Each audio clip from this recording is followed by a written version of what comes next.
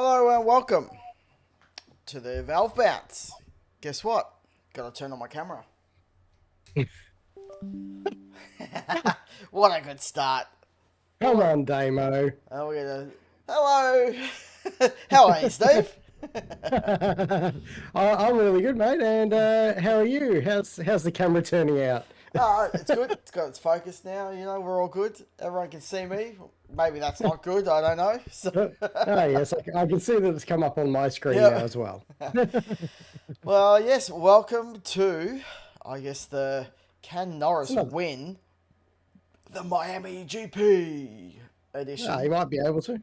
Oh, It is that edition. It's really just a review, mate, isn't it? Oh, not a review, a preview, I should say. Not a Preview. review. There. I know. I am having a good start. We are on fire, so we're all good. But that is what we're here. We will touch on some supercar news as well. Just a quick part of the debrief before we spend the rest of the time on F1. Yes. A little quiet in supercars land at the moment. It is a little bit. It's a bit weird, isn't it? Yeah. I guess that's the problem with being so far away from your next event. Yeah. Well, it is getting closer. It is getting closer. But True. we are going to push on. So let's kick off on the debrief. And with the supercars, Kostecki dropping a few bombshells or maybe some reality bites at the right time for the Ford engines. Yeah, but is it the right time? I mean, are we going to see anything fixed? Like, Well, how many people have to say that the engines are completely different for them to actually go, oh, we still need to fix that. Yeah, right, let's go do that. oh, totally forgot about that one. You're right, Brody. Well, he did mention or did hint at the fact they are working on things, so maybe there is stuff that's happening behind the scenes that hasn't been shared. But I thought it was good on him to kind of get it out there and just keep it on the boil. If he truly feels and knows that that's the case, then he definitely needs to keep speaking up because he's as they mentioned in some of the articles, obviously the perfect person to do it, given he's come in a Gen 3 model car, come from Chev to Ford, so he knows the difference. Yeah, he does. And I think, reiterating and backing him up is what Anton said at Taupo, which was there's a distinct difference between the two engines. So, whatever those differences are, they need to start working it out. I mean, we know quad cams like to rev a little bit more, so maybe just stopping them at 7,500 RPM and just allow the motors to actually produce the power they're meant to produce, I guess. They're all different. And a push rod is not going to do the same as a freaking quad cam thing. No. Anyway. That was always the big hurdle, wasn't it? It was the power, how the power gets delivered with a modern engine versus a more traditional engine. So, yeah. Anyway, let's see what happens. There's a long time, or 2 weeks. No, 1 week. Sorry, about 9 days or something until the next round. So we'll see if it becomes the talk of the town down in Tassie, or whether it's just a forgotten article that they hit for 1 week. Yeah, that's it. But keeping on this supercars trajectory and maybe slightly off motorsport, the motors themselves. Although, maybe. Brownie speeding in pit lane but not being penalised for it in Taupo. Sort of came out in the wash that he was speeding. No, Duddo here. Just the fish-eyed lens is distorting your view of that. And the angle means you can't see the pit lane thing. So nothing to see here. Everybody, carry on as you were. But Duddo, what's that line? What's that line before? I can still see the line. No, that's a distortion of the lens. The line you can see in the photo, and the pit line, pit entry. Sorry, the pit. Come on, Damo. Lane button light is switched off. So it's very simple. It's not angles, but he's the master of getting the guys and girls off their fines down at Triple Eight, isn't he?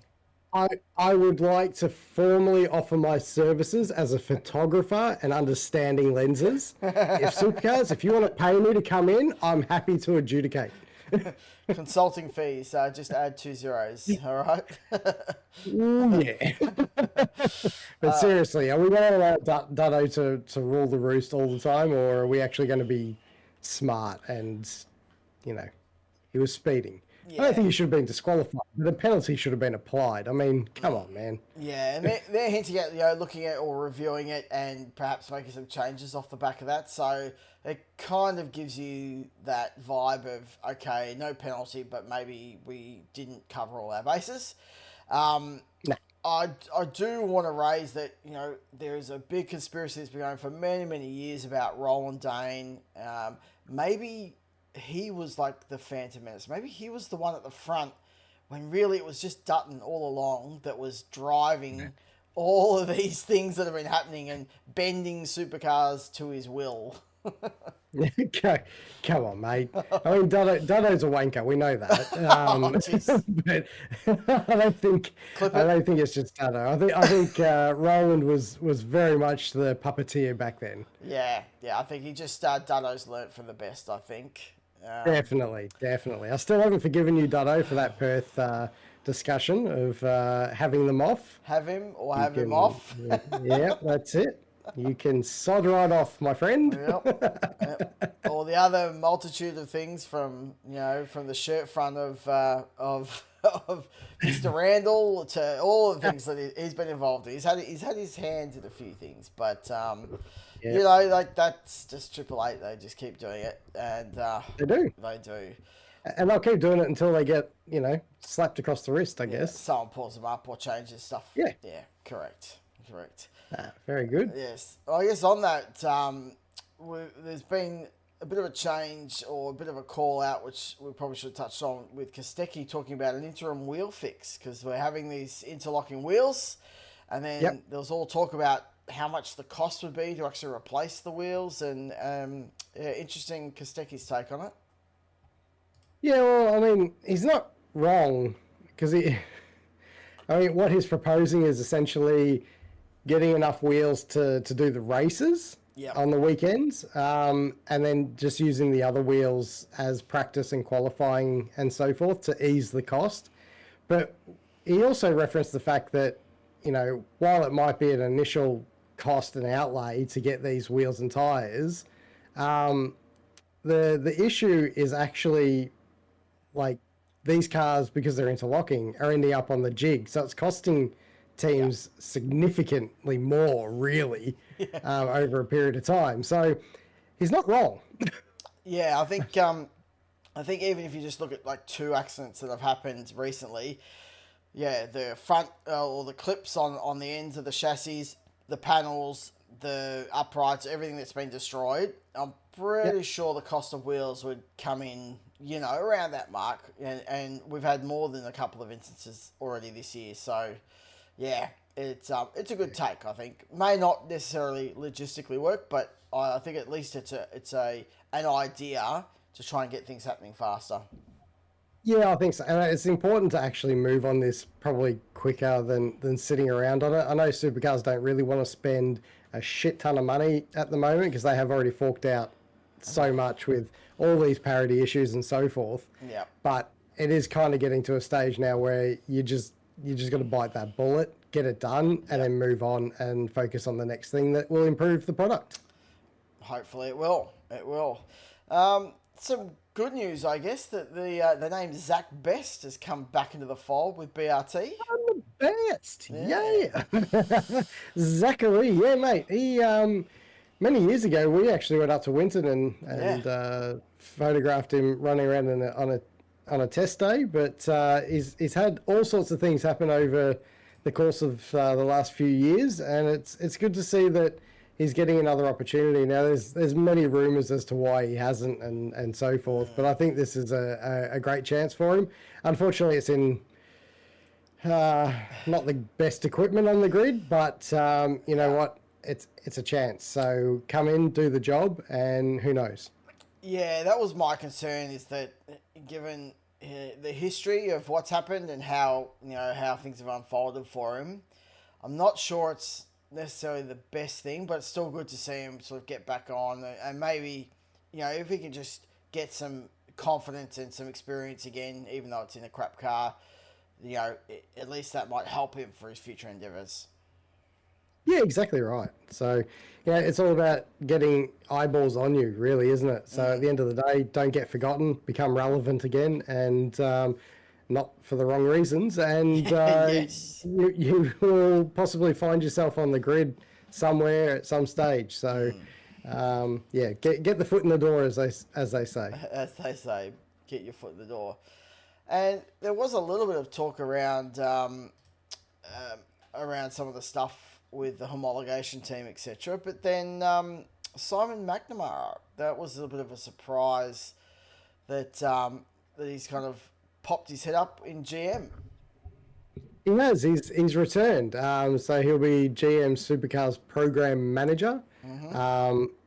I don't know exactly what that'll entail, but I'm sure along with Jeremy Moore, they will lead the GM brigade. And we know Simon is very good at what he does. So Yep. that's probably to our detriment, but Yeah, how unfortunate for us. But no, look, he knows what he's doing, and it is probably what they need, because we know that Team 18 is just the team that is selected. We know they're realistically not homologating anything. That's squarely on Jeremy and now Simon. So congratulations, Simon. Welcome back to the field, I guess, and look forward to watching you burn on the side of the track. Yeah. Random firebox issues again, hey? Yeah, that's it. Beautiful. Well, I think that kind of wraps up a little bit of our... We haven't got too much else happening on the Supercars, and next week, obviously, we'll have our lead in, our preview for the Tassie event. So I'm sure there'll be more to talk about next week. So let's move on to F1, which is back in Miami, baby. So the show is back, a sprint round. And I guess like the papaya drivers are kind of ready in their corners. And is it going to be the round where the championship battle kind of reopens up again? Or will papaya management need to start making a call of who's their number one driver? I don't think they're going to be making any number one driver calls. Soft, weak. Yeah, I agree, but McLaren's just not that team, are they? As proved last year. But look, I think it's an interesting round that we go into, right? Like, I've been listening to the narrative of many establishments in the media world, sort of really trying to G up Lando, and this is his chance to come back into it and everything else. So I'm interested to see if he responds, if he's anywhere near as bad as he was in that the race.com's video of McLaren piece, the fluff piece. He's screwed quietly because he just sounds broken already. Like he just looks like he's someone searching for answers and he can't give them, and that's a hard place to come back from. Yeah, it was really interesting, that sort of puff piece that I've got to talk about later, but we'll just touch on it now. That it's kind of it did feel like a marketing piece that was happening. It felt like it was all about getting the narrative right about Lando's head, getting his engineering, saying, no, this is how we operate, this is the expectations we have. There was a whole bunch of stuff that happened, and then we get Zach tagged on the end of it and dropping some bombs about getting Oscar in, and the Otmar should have done better. It's just like, it just felt very strange. I hadn't seen anything like that from the race before, but yeah, it was very much that puff piece, and it really didn't. I didn't take away that Lando was any better or any different in his approach. It was just that he was trying to make it appear that he had it under control. That's what I took away from it. Yeah, exactly. I'm in control. I'm doing it my way. That's been his discussion point. Yeah. Or his narrative the entire time. He's sticking with it. Yeah. It's not really working at this given point. Look, it can turn around, and we'll discuss whether it does or not soon. But I ultimately, when you've got the Iceman, the new age Iceman next to you, I think you, you're going to have to bring your best, mate. You're going to have to bring your best. Yeah, well, it really will be that that round that could define it because, yeah, obviously Oscar now goes into this round as the leader. I sort of felt like Norris might end up with a bit more confidence. I spoke last week about this, that, you know, he won last year here at Miami. He'll come back, he'll get some confidence. But Yep. as I said, after seeing that piece from the race, I'm not so sure. So We're not sold, Damo. Why not? no, so that might give you a hint to how maybe my predictions have changed a little bit. But I guess I did have it flashed up before, but we'll come back to it. So, you know, we're looking at 57 laps. There is the sprint race as well, that we've got the sprint It race. is the sprint weekend, and we remembered this time. Only just.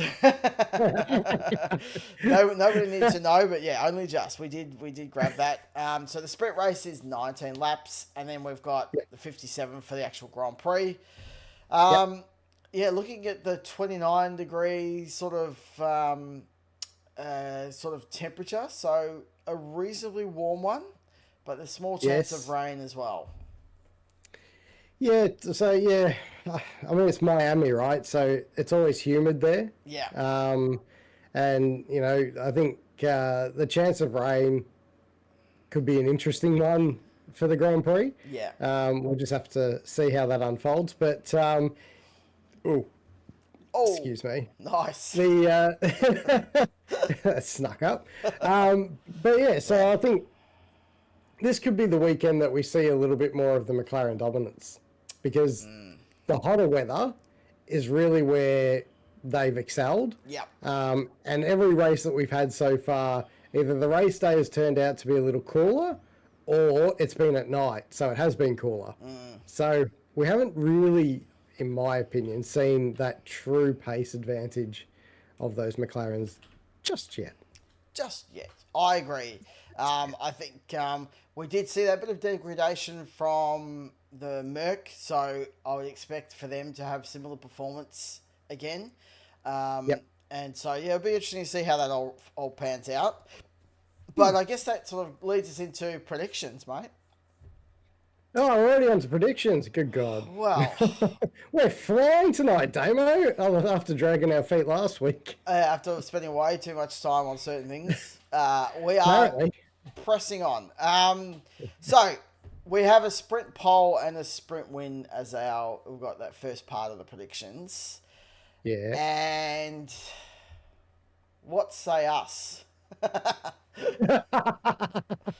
Oh, look, I think just looking at our run sheet, we both predict that Norris will have redemption and he'll pick up the pole and the win in the sprints.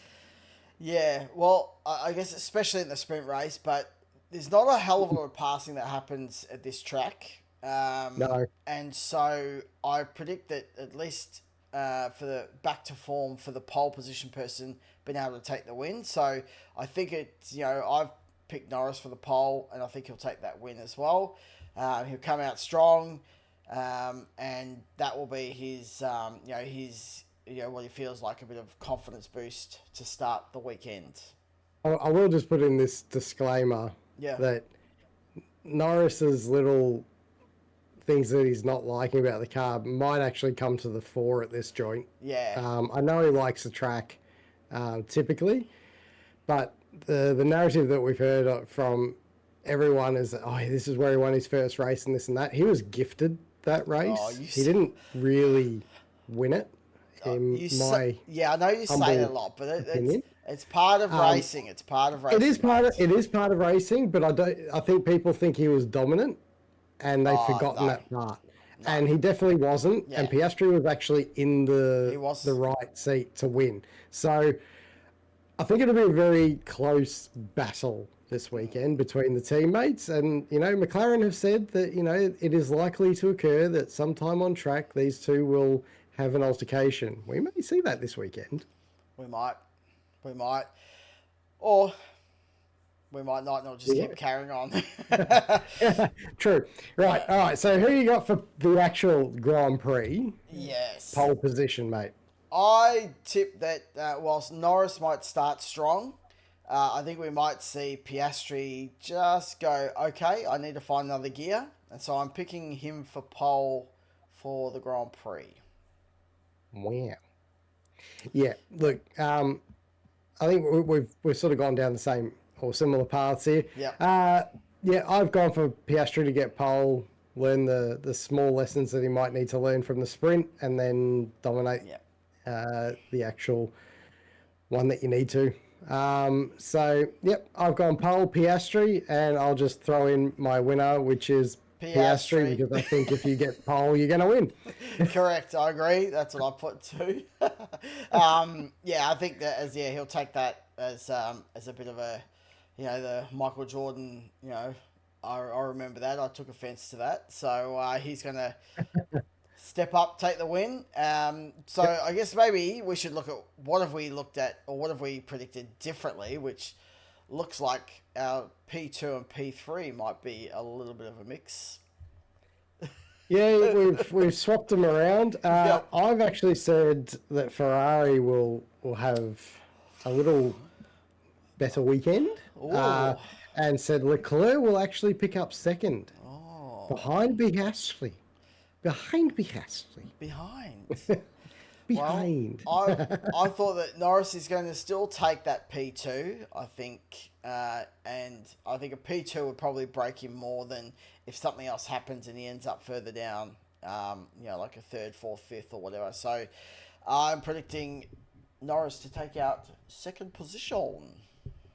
Yeah, and to clarify why I've put Leclerc there, this will understand once I've said my third. So I think Norris will come home third. Yep. But here's the reason why he actually finishes behind Leclerc. He tries to battle Piastri, he loses out, he spins, and then he recovers to third. Oh, you heard that exact prediction right here. If that comes true, I am boss. Yeah. I don't know what you win other than maybe I'll buy you a beer because that would be some prediction to get right. So well done if you do.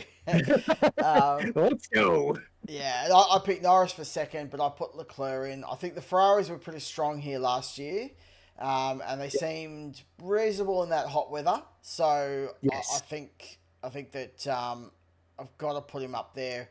I don't think the Merc's going to have a look in quite as close as we need them to be, but yeah. Did you actually? That's a piece that we didn't talk about that I completely forgot about till then. Did you hear George Russell say that if he had joined Merc earlier, he'd be a 2-time world champion by now? Yeah. What fucking drugs are you on, mate? I'm not sure. Which mushrooms have you been eating? But I certainly need his confidence pills, whatever it is, because I'm not sure if he realized he was actually like talking to someone that would record that, or it was like his own like prep speech, like I would have been 2-time world champion. I would have been 2-time world champion. I don't know what he was thinking.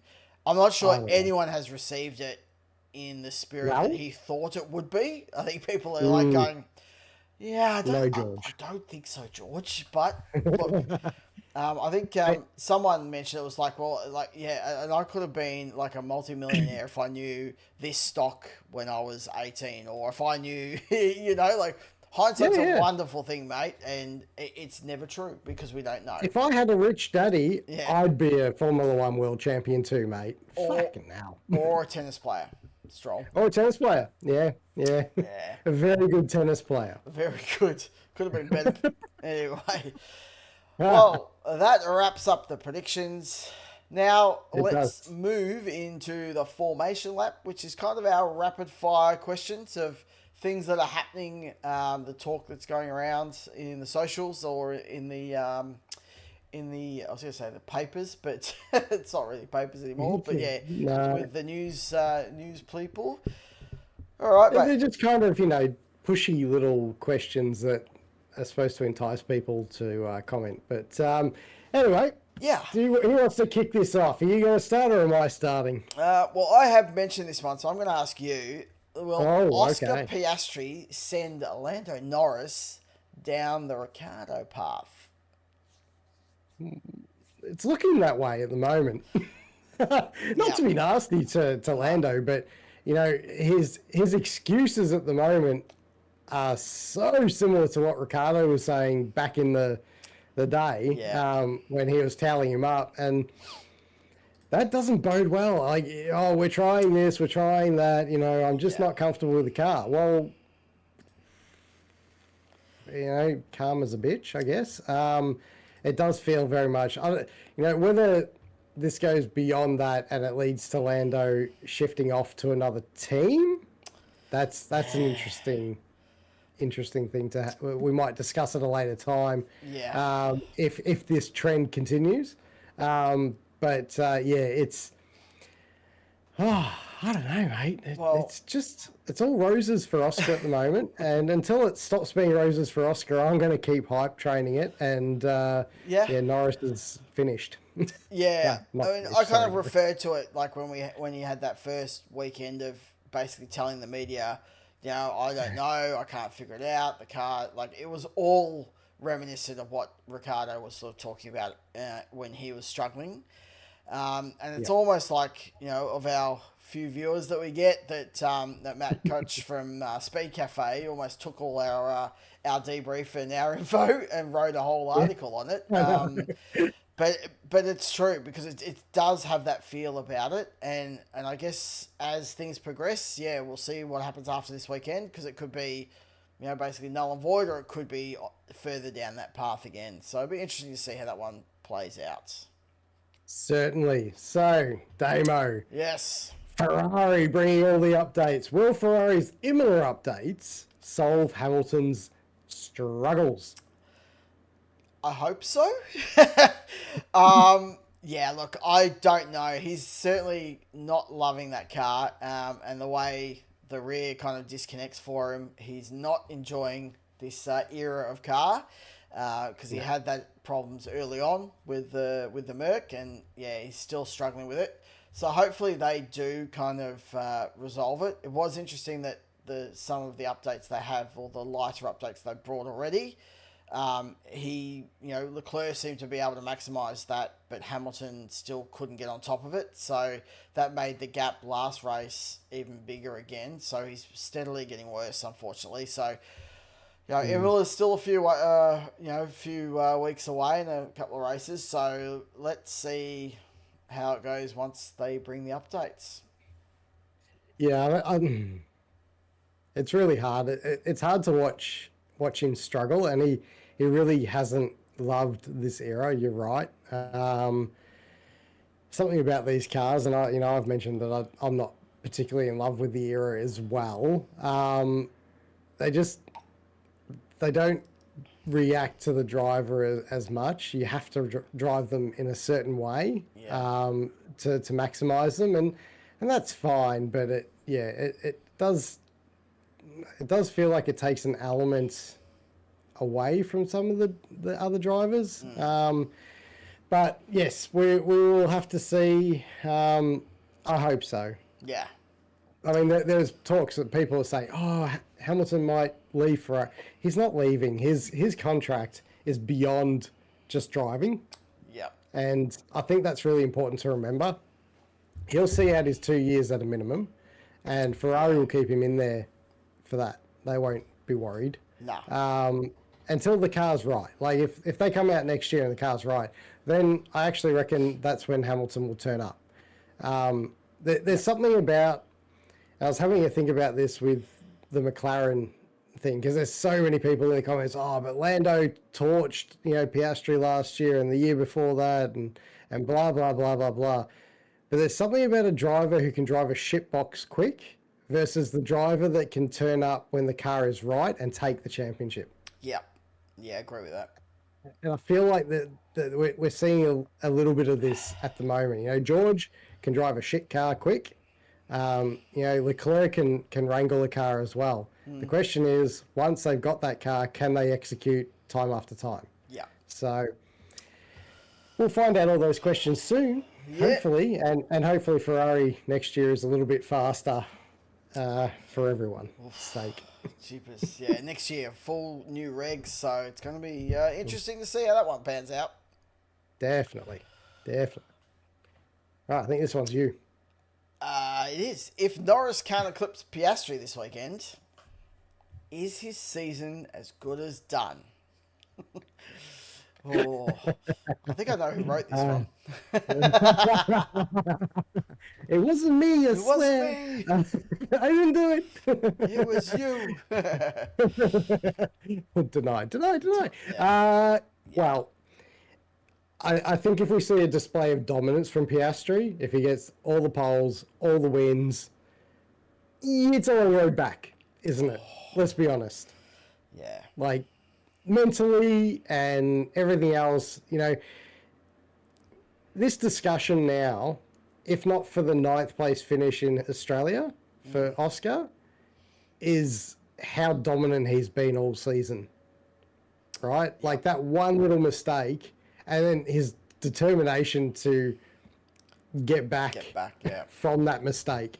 I just, yeah, we say said it all the time that Oscar's just on this next level playing field at the moment. Yeah. But if he gets another notch under that belt of I'm superior, yeah, it's tough. It's tough. Well, I guess a quick off the cuff kind of alternate response to that: if Oscar has a terrible weekend, if he has a shit weekend, what is the reverse? What does that look like? Does Norris get some steam up? Yeah, and this could happen, right? Yeah. And nobody's really discussing that either. Yeah. So he might, and it might happen at some stage. Likely that Oscar's not going to have a great weekend because you don't have 24 peaks. That just doesn't happen. Yeah. I just think that the steely nature of Oscar means that he's quick enough to let it drop, like we saw in Australia, and then go to China and win. Yeah. Like, whereas I'm not like when Lando drops, he seems to drop for a longer sustained period of time. But we'll find out one way or another sometime. Hopefully not this weekend because I'd want to see Oscar get redemption for the one that got stolen from him. Fair enough. For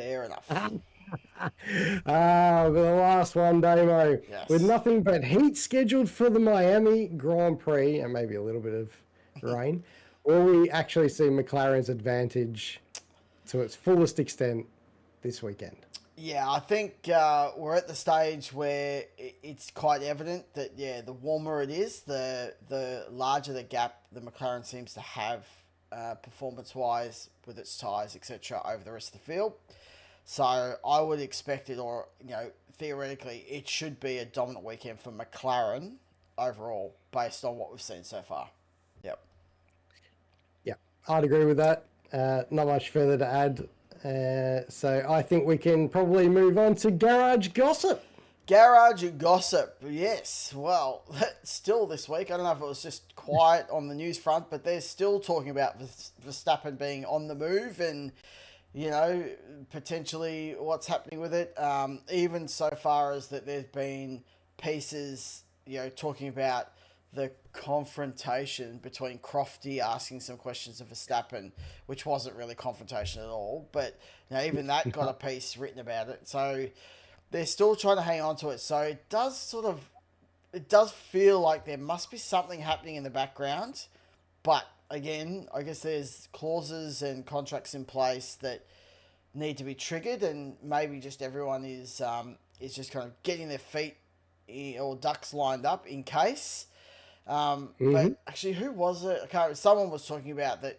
There's also a little bit of this the Netflix influence, where in some cases they've been staging people having conversations, and so we don't know if that George conversation that happened, whether it was Melbourne or whatever, with Red Bull, whether that was just part of a Netflix thing, whether it was legitimate. So I guess we've got to be a little bit careful and just try and rely on those reporters that have seem to have pretty good hit rates with the information to see whether it's going to come to fruition.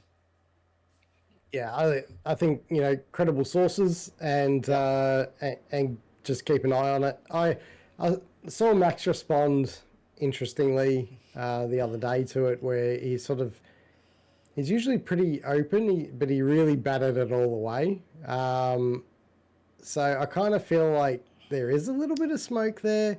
I don't think anything's settled just yet. No. We know Aston is throwing large amounts of cash at him to try and get him across. Show me the money. But we also know that Verstappen is so competitive. Unless he sees an upturn in that team dramatically, I don't know if he's going to make that jump. And I think this is the issue, right? Like, realistically, if you're looking around, there's only two places that he'd like to go other than where he is, and that's probably the Merc or a Ferrari. Yeah. And neither one has an open spot just yet. And would you really want to go directly to them right at the end or right at the start of new regulations? Like, you probably want to wait a year. Yeah. So I'm not sure if the discussion is for next year or if this is more a 2027 type scenario where, I have heard, the sabbatical talk and so forth, because he is about to have a child and he could quite easily afford to take the year off, and he could come back in quite simply, because I don't think anybody would deny him that. But he's also, again, very competitive. So yeah, he likes to be racing. So he does. And I think you might be onto something where we might end up seeing next year, like, nothing really changing too much, because everyone's waiting to see how the regulation changes, who's good, who's bad. And then we could see quite, a bit like the Hamilton effect. We could see some early stuff happening in 26 for 27 to take effect. So, yeah, we'll see how that pans out, hey? Yeah, that's it. Could be interesting. Yeah. Now, we did touch on this earlier, but the bit of the puff piece that the race did. So, yes, I guess a bit of a summary is that, it was weird overall, but Norris was kind of unpacking and reapplying a narrative to his mental perception and how he engages with his race engineer and, what it really means. And but I guess I was kind of really intrigued with not so much that, where I just felt like, okay, he's not as over it, or he's not as in control as he probably needs to be. So maybe Oscar's gonna, he's gonna have his way with him. But the little piece at the end with Zach Brown, and he had that little stab at Alpine for losing Oscar. Oh, just like a bit of an unnecessary jab. Like, you've won the war, you've won the battle, Zach's good at those. Oh. He loves to just do a mild flyby. Yeah. When you're not expecting it, I'll just bring out the AK and got you. Problem is that he shot Upmauer, and Upmauer's not really the guy that was in control of it. No. He wasn't in place when Oscar signed all his contracts and everything else. Yep. And he tried everything to make sure that Oscar would be staying with them. And it's on the rest of the team that didn't secure it. Thank God they didn't, though. What a different take we would have, I think, now. Oh, imagine, it wouldn't be a race winner. I mean, even he might be able to drag some performance out of that car, but, we've now got someone that's, on par with Webber for wins, and the McLaren, it's just chalk and cheese. And this is the sliding doors of F1, where small things make a big difference to whether you're, like a Hulkenberg that never, realizes his potential, or a Piastri who's absolutely exceeding his potential. And this is what I think everyone needs to actually remember with F1, because I think people think it's meant to be an even playing field. This category is about finding the advantages in the grey area. That is what it is. Yeah. And it's getting your bum as a driver in that seat at the right time. And that is hard to do. because you're not Nostradamus. There's an element of luck to it. Yep. You know, so far, you know, when you look at Lewis, he made the plays at the perfect time. And he netted all his championships doing it. Yeah. Someone like Ricardo, had Webber retired a year before, might have been the difference between him getting a championship and not. Yep. Well, we don't know. We'll never know. But there's just those little things that, it's so important because it just has to be the right place at the right time. And, you know, right now, McLaren is the right place to be. And that's, you know, all that matters at this point. It does indeed. It does indeed. Well, you did mention drive-by, so maybe this is my time to bring up the next topic where that of a person, which I just... Oh, did you mute yourself? I did. Because I was swearing and the FIA president doesn't like it. Or does he? We're not getting fined. We're not getting fined. We're not getting fined. Does he? Well, he's now looking at reviewing. I think he's on social media. He said, following constructive feedback received from many drivers competing in the 7 FIA championships, I'm considering making improvements to Appendix B. And it's like, all right, okay, so you finally realise that it's absolutely overreach of your power and that it's ridiculous and you're not letting these people actually be human. You're not letting the sport realise the emotional embrace that it does have. Please, just do one thing right before you get kicked out later this year and just address that issue, please. There you go. He's an interesting character. He really is. I mean, when has F1 ever been a swearing problem? Like, it's never had a swearing problem. Nah, never. The odd occasion the driver might drop a swear word. In fact, the most swearing we have ever seen is in the Netflix series. Yeah. So, come on, man. Like, well, that actually shows you. That gives proof to how controlled and balanced the actual in front of the media they are mostly, because you can see what's happening day in, day out on the Netflix, as opposed to what happens. And I mean, you think about, I might be wrong, but I think the last time where there was a bit of an egregious kind of attack using bad language, and it wasn't even that bad, was the suck my balls incident between Magnussen and Hulk. Like, that was the last time live that you kind of saw. Like, everything else has just been like a bit of frustration. It's like, oh fuck, and you know, it's never been at anyone. That was the only time that I can remember, you know, in a live situation with the media that happened. So it's just like, it's so rare that even if it has happened once or twice that I don't remember, like, it's not happening that often. And most of the time it's just a passion about a moment or an incident. It's never really about people. And it just seems so unnecessary. Again, I've said my piece on it, you know. We're in a day and age now, and this isn't just in F1. Yeah. This is really starting to affect almost every sport, where we're over adjudicating everything. You know, we're trying to make these athletes, these people, like, put them in this tiny little bubble. You've got to be this, and if you're not this, well, then you're out, or you're getting fined, or you're this. And it's too hard, mate. We are all human. We can't just do these things on demand. It doesn't work. Right? There are going to be times when we're frustrated and we're going to swear and we're going to carry on. And then there are going to be times where we're going to be absolutely professional. Right?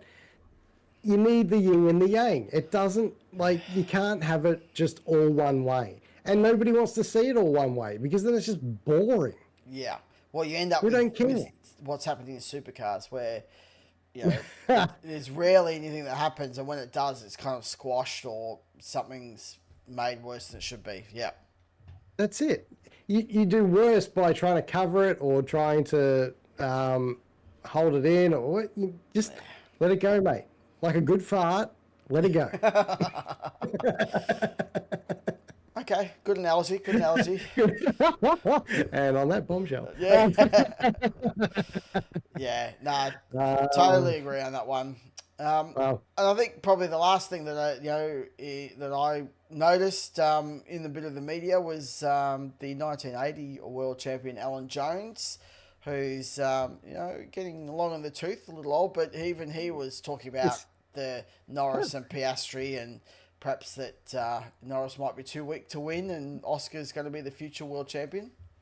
how old is Alan Jones? I think he'd be mid high 80s. I think that's my guess. Let's have a look. He's going to put into the old search Wow. engine.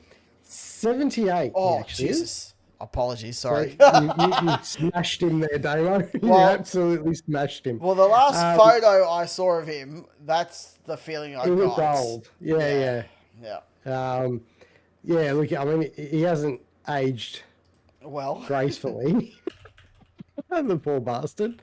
I mean, he always looked pretty old. I remember when he first came to V8 touring cars back in the day, and he was he looked old back then. I think he was like mid 30s. No, he was older than that. He was bit old, mid 40s. I think. yeah.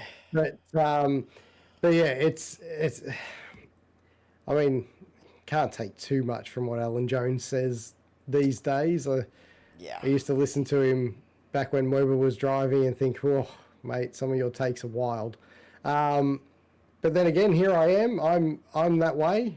Some of my takes are wild. So that's it is what it is. So kudos to him. I agree with him on this one. I think maybe I wouldn't go as far to say that Norris is weak. I don't think he's weak. I just think he's weaker than Oscar. Fair enough. Fair enough. Righto, mate. That looks like that's about it. Does that conclude our proceedings? Have we done under an hour? Only just, but yes, we have. That's always the aim, but it certainly is not what we've been achieving. But in any case, we've got through it. Looking forward to the Miami F1. Actually, what I will do is share on the screen. Let me just come back to the schedule, and I will share what a nightmare it is for us here in Australia, for our fellow Aussie people. You see the race there at 6 a.m. on Monday. Whew. 6 a.m. 6 a.m. on Monday. Yeah, it's about when I'll get in from the bend, mate. Yes, well, that's about right too. And the sprint race is 2 a.m. to 3 a.m. I'm like, oh my gosh, that's going to be a nightmare. That means that. Look. My niece. How am I going to do that? Means that early morning. I'm right. You're going to have to take the socials, Damien. Yeah. Because I'm going to be on track and doing socials for the 2 Litre Sports Sedans guys. So you're going to have to take the weekend on, mate, and put your 2 cents in post qualies and sprint races and everything else. I'll try and add mine when I can. Okay. But it probably won't be until midday on Sunday. Well, it's not going to be creative, but I'll get my boomer touch on it, okay? Yeah. People like the boomer touch. It's like dad bod. It's coming back in, mate. Beautiful. All right. Well, thank you, mate. Well, thank you. And thanks, everyone. Thanks to everyone. Yeah. Follow us on the socials. Have a yes. Enjoy the race, and we'll see you next week. We will see you guys. See ya. Bye.